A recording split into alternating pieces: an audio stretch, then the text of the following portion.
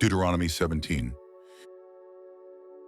You shall not sacrifice to the Lord your God an ox or a sheep with any defect or serious flaw, for that is detestable to the Lord your God.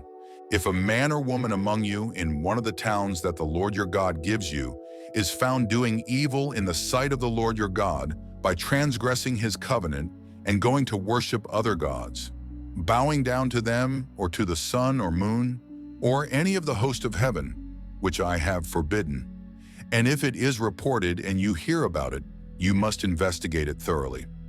If the report is true and such an abomination has happened in Israel, you must bring out to your gates the man or woman who has done this evil thing, and you must stone that person to death. On the testimony of 2 or 3 witnesses a man shall be put to death, but he shall not be executed on the testimony of a lone witness. The hands of the witnesses shall be the first in putting him to death, and after that, the hands of all the people. So you must purge the evil from among you.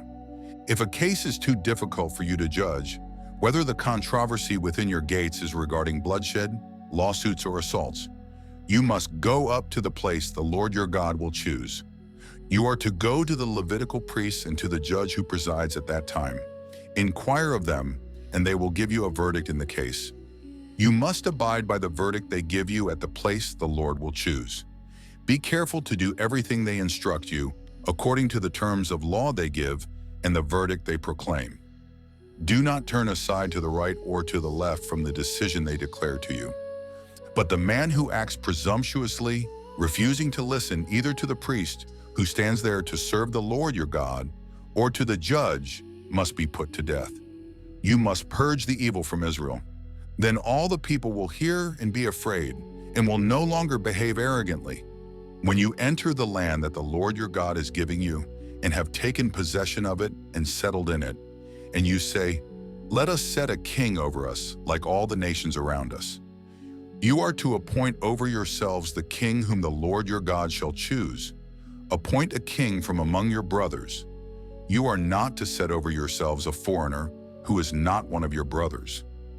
But the king must not acquire many horses for himself, or send the people back to Egypt to acquire more horses, for the Lord has said, "You are never to go back that way again."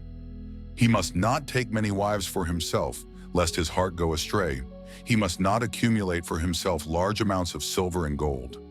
When he is seated on his royal throne, he must write for himself a copy of this instruction on a scroll in the presence of the Levitical priests. It is to remain with him, and he is to read from it all the days of his life, so that he may learn to fear the Lord his God by carefully observing all the words of this instruction in these statutes.